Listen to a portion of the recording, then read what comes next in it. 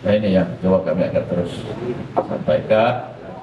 Insya Allah ini akan terlaksana dengan baik. Pendidikan juga boleh kuasa dengan pendidikan. Pendidikan yang beliau lakukan adalah bagaimana sekarang ini SD SMP memang sudah gratis. Tapi ada beberapa daerah yang SMP-nya belum ada, baru SD. Sehingga kesulitan lulusan SD yang banyak masuk SMP yang masih kurang. Nah ini terus kita lakukan bagaimana kita akan membangun sekolah dalam suatu lokasi.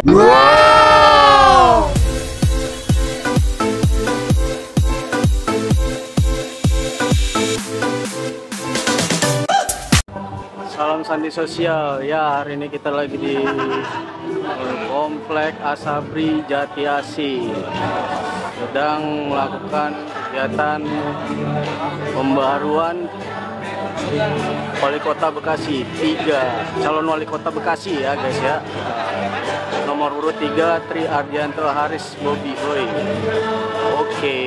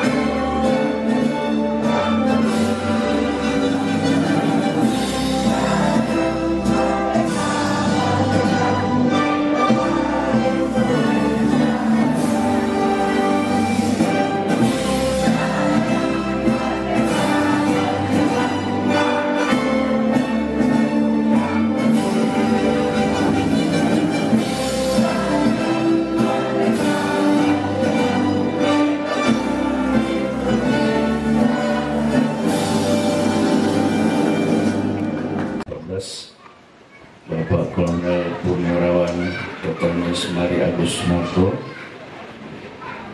yang hormati Ketua RW 10 Bapak M. Saryo Muhammad Asmir, yang kami hormati Ketua Forum Komunikasi RW Jati Asih dan juga dari Jatiluhur,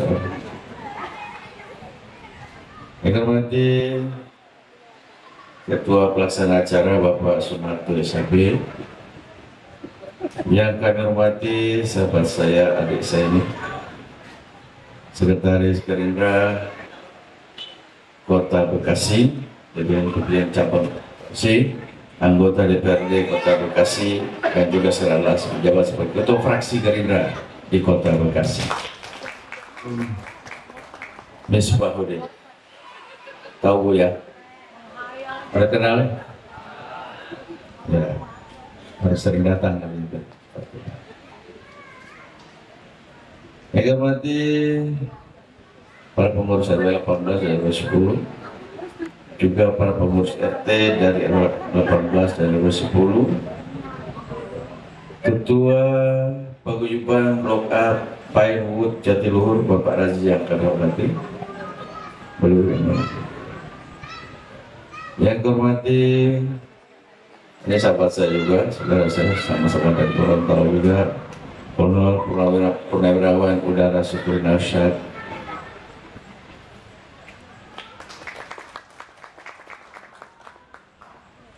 para pengurus Karang Taruna, kemudian juga Ketua Triad dan seluruh sahabat Triad, yang kami hormati Ketua Samatri dan seluruh sahabat Samatri yang merah menyala ini, yang kami hormati pimpinan Pondok Pesantren Sirojul Munir, juga yang kami hormati pengelola makam Taman Bahagia Bapak Petrus, juga yang kami hormati ibu-ibu PKK dan Posyandu RW 18 RW 10, juga para pengurus Karang Taruna RW 18 dan RW 10, dan tentunya hadirin yang berbahagia. Pertama-tama tentu segala puji bagi Allah, kesempatan malam hari ini kita bisa bertemu silaturahmi dalam acara kita untuk ramah tamah dan bahkan ya pada saat para sarjana itu pulang, kemudian mereka memberikan suatu upaya membuka lapangan kerja, keahlian mereka sampaikan kepada negara, dan alhamdulillah kita lihat mereka membuka lapangan kerja luar biasa dan Cina sekarang berkembang dengan sangat luar biasa. Itu yang mau kita tiru. Insyaallah para 1000 anak muda yang kita kirim ke luar negeri yang sekolah pulang akan mengembangkan apa yang mereka belajar di luar negeri, mereka buka lapangan kerja, dan itu akan membuat Bekasi yang menjadi keren ke depannya. Bahkan kita punya cita-cita Bekasi akan menjadi kota yang berkelas dunia. Dengan siapa? Anak muda tadi yang kita kembangkan. Nah ini, saya kira ini bukan omong kosong, ini bukan hayalan, ini bisa kita laksanakan. Karena kita hanya bisa kerja sama saja dengan luar negeri, dengan universitas. Mereka semua akan menerima anak-anak kita untuk sekolah di luar negeri. Ini kesempatan buat kita, dan masih banyak lagi hal yang kita buat teman-teman generasi muda agar supaya mereka ke depan menjadi generasi muda yang kuat. Karena kita harus sadar, mungkin kita sekarang sebagai pemimpin, kita sekarang sebagai anggota dewan, kita sebagai nanti wakil wali kota, pewali kota, tetapi pada 2045 nanti 100 tahun Indonesia merdeka, anak-anak muda sekaranglah yang menjadi pemimpin pada saat itu. Jadi kita harus menyiapkan mereka untuk menjadi pemimpin. Jangan mereka diberikan cek kosong. Kita latih mereka, kita kawal mereka agar tongkat estafet pembangunan, tongkat estafet kepemimpinan mereka terima dengan tangan yang terbuka dan dengan kekuatan yang luar biasa. Nah ini yang kita harus lakukan, karena kalau pemuda kita rusak, maka insya Allah negara itu pun akan rusak dengan sendirinya. Orang luar akan mengajurkan anak muda dengan 2 hal saja, narkoba dan pornografi. Ini yang terjadi sekarang. Maka kita, ayo kita kawal anak-anak kita, dan insya Allah ke depan saya kira kita pun akan ke DPR RI, ke Kementerian Pendidikan untuk meminta bahwa kurikulum itu harus coba dikembalikan seperti zaman dulu. Coba kita lihat anak sekarang, apakah mereka masih bisa mampu untuk menulis indah? Dan nggak ada lagi, Pak RW. Kita dulu Pak, diajarin menulis indah, ya. Yes. Kemudian begitulah. Karena apa? Dengan demikian kita, motorik kita akan bekerja dengan baik. Sekarang apa terjadi? Mulai dari bayi, ketika anak bayi menangis, ibu langsung nyari HP, suruh nonton anak-anak HP. Sehingga demikian mereka terbiasa dengan HP, dan dengan demikian motoriknya tidak akan bekerja dengan baik. Maka kurikulum kita harus rubah. Kurikulum kita dari SD itu tidak boleh ada digitalisasi, tidak boleh ada HP. Mereka harus manual semuanya. Manual, tulis indah, bikin karya. Kita dulu kan kalau nggak ada mobil-mobilan mainan, ada apa kita, jeruk Bali, itu orang tua kita ambil bikin roda, ya. Kita bikinlah ya. Kita tarik-tarik. Itu kreativitas seorang anak. Sekarang kan nggak bisa. Kemana beli mobil? Tinggal ke mall beli mobil. Kan? Tidak terbangun kreativitas, motorik tidak terbangun dengan keras. Kemudian begitu dia naik ke SMP, minimal seperapat pakai digital boleh, tapi minimal 3/4 harus tetap manual. Matematik terhitung dengan matematik. Sekarang matematik disuruh itu pakai kalkulator. Tidak bekerja lagi otak. Kalau SMA oke, kita 50-50.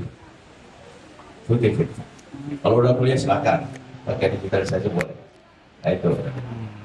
Karena itu pendidikan yang harus kita terangkan dari dasar. Makanya kemudian sekarang Pak Prabowo sudah membelah Kementerian Ristek itu menjadi 3 bagian. Kementerian Kebudayaan Ristek dibagi 3, Kementerian Dasar Menengah, Kementerian Tinggi Ristek, dan Kebudayaan menjadi 3 kementerian. Sehingga bisa terfokus bagaimana mendidik dari dasar sampai tingkat menengah, bagaimana mendidik di perguruan tinggi dengan ilmu pengetahuan, ristek, dan bagaimana kita membangun kebudayaan. Karena kita akan mendekatkan pelayanan kesehatan itu kepada masyarakat. Lewat mana? Lewat puskesmas yang akan kita bangun. Ada 3 di sini, Jati Luhur belum punya ya? Sudah, Jati Asih, ya. Kemudian yang lain. Dan kalau sudah ada, puskesmas akan ditingkatkan menjadi puskesmas rawat inap. Dan ini biar kita nggak usah jauh-jauh ke RSUD. Ya Pak ya, Pak RW. Kita tadinya sakit kepala gara-gara ke RSUD macet sebegitu banyak, sampai sana semuanya sakit. Jadi kita akan dekatkan pelayanan itu kepada masyarakat sehingga tidak perlu orang jauh-jauh untuk berobat. Itu salah satu ya. Kemudian tentang BPJS akan coba kita tingkatkan lagi pelayanan. Ke depan kami sudah merancang bagaimana agar supaya untuk ke rumah sakit, untuk pelayanan kesehatan di puskesmas, rumah sakit daerah, rumah sakit swasta, masyarakat Kota Bekasi cukup hanya memperlihatkan KTP Kota Bekasi saja. Ini sedang kami rancang agar supaya nantinya tidak susah lagi masyarakat. Nah ini yang coba kami akan terus sampaikan. Insya Allah ini akan terlaksana dengan baik. Pendidikan juga boleh konsen dengan pendidikan.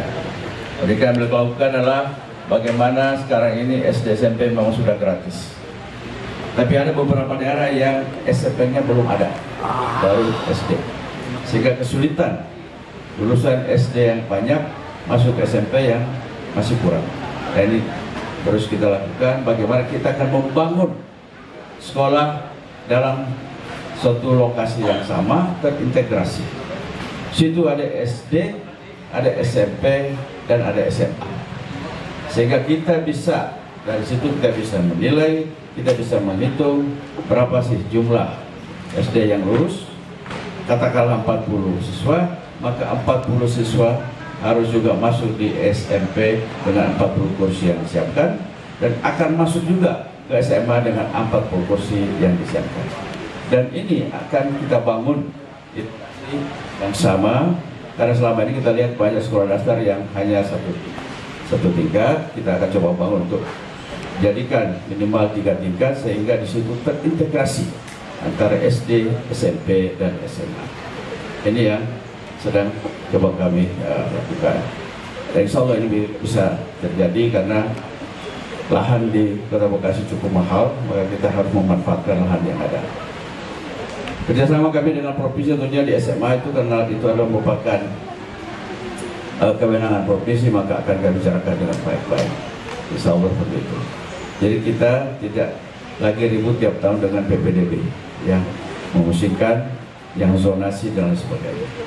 Itu yang kami pikirkan, dan insya Allah ini bisa terwujud dan ke depan, karena memang kami sudah mulai merancang kerjasama kami dengan provinsi dan dengan pusat, tentunya itu harus kita lakukan. Nah ini yang akan kami lakukan terus. Hal lain tentang apa yang dikhawatirkan oleh para RW adalah ketika tadi ada bikin lapangan voli, ada bikin gorong-gorong supaya yang kecil-kecil, maka kami akan terus memberikan hibah kepada RW sebesar 100 juta per tahun. 100 juta per tahun buat RW, tidak perlu ajukan proposal, langsung masuk ke kas RW, ke bendahara, tidak perlu ajukan proposal, tidak perlu buat ya, tidak perlu 100 juta harus masuk setiap tahun. Tapi kalau ya biaya sudah 50 juta, ya tetap aja juga. Dan kalau pakai 50 juta mah 2 kali habis nanti. Karena itu untuk 1 tahun. Ya, untuk 1 tahun dipakai. Hal lain tadi tentang honor. Selama ini Pak RW menerima namanya BOP 3 bulan sekali. Ya Pak RW ya. Begitu terima langsung habis duitnya. Terus suruh dibikin laporan lagi, pusing. Ya, jadinya banyak mengarang bebas laporan. RW. Maka kami sudah memutuskan untuk mengganti BOP tersebut diganti dengan honor buat Pak RW. Tidak perlu lagi bikin laporan. Kenapa dikasih honor? Karena dia harus menjaga yang hibah 100 juta tadi agar bisa dilakukan dengan sebagai batas tinggi. Yang 100 juta tetap harus bikin laporan, karena itu lawan negara. Jadi itu kita rubah jadi honor. Nanti juga honor buat RT juga. Honor buat posyandu, ibu-ibu posyandu, bahkan ibu-ibu jumantik juga kita. Jadi, mereka intensif. Nah ini yang sedang kami olah, dan insya Allah itu bukan hayalan, itu bukan impian, tapi itu akan terlaksana ketika insya Allah kami menang pada Desember yang akan datang. Ini terlaksana. Ada memang yang menawarkan 500 juta, tapi Tuhan harus Serembang. Capek lagi Pak RW. Belum tentu juga cair. Tapi ini jelas 100 juta masuk langsung ke kas bendahara RW kita. Cukup ya, jadi untuk jadi itu udah selesai Pak RW. Kalau yang gede baru diminta lagi ke Pak Bisma gitu kan. Kalau yang gede-gede, tapi kecil-kecil bisa diberesin dengan nggak ada masalah. Dan ini kenapa baru 100 ya? Karena kemampuan keuangan kita baru di situ. Kita APBD-nya baru berkisar di antara 7, sekian, hampir 8 triliun. Kalau kita kalikan 100 juta dengan RW yang hampir 1030, 1003. Jadi kurang lebih untuk RW setahun itu ada 1,3 triliun. Dan itu kami lihat masih mencukupi untuk APBD yang ada sekarang. Kalau dari itu kita khawatir nggak bisa tercapai, maka segitu dulu. Oke, kemudian tadi bagaimana kita agar supaya ini bisa, itu kita khawatir nggak bisa tercapai, maka segitu dulu. Oke, kemudian tadi bagaimana kita agar supaya ini bisa naik terus, tadi kita akan buka lapangan-lapangan kerja. UMKM akan digiatkan kembali.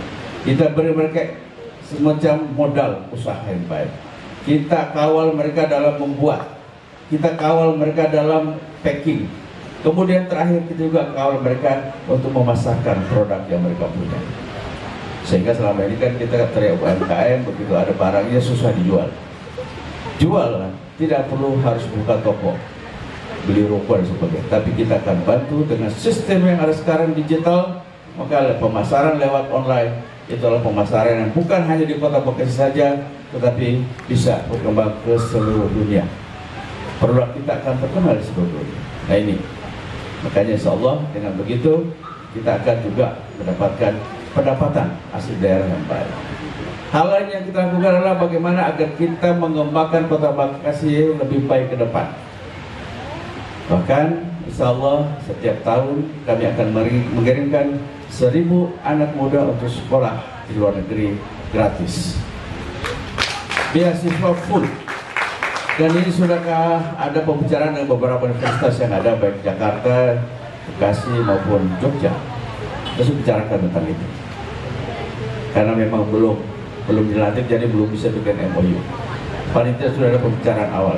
Mereka siap menampung para mahasiswa yang dari Bekasi disekolahkan di Cina, kemudian tempat lain. Mereka siap menampung. Dan itu full 100% ditanggung oleh mereka di negara ini. Kita hanya